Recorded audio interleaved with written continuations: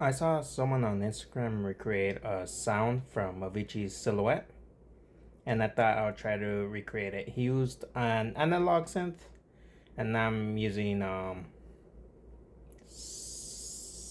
fuck, I always confuse the name. Serum and Sylenth1.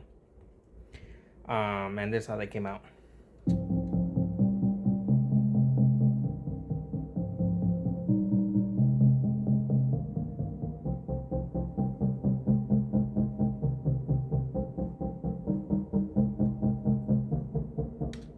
I think Sylenth1 sounds better, but that's because I have more practice with it than I do Serum.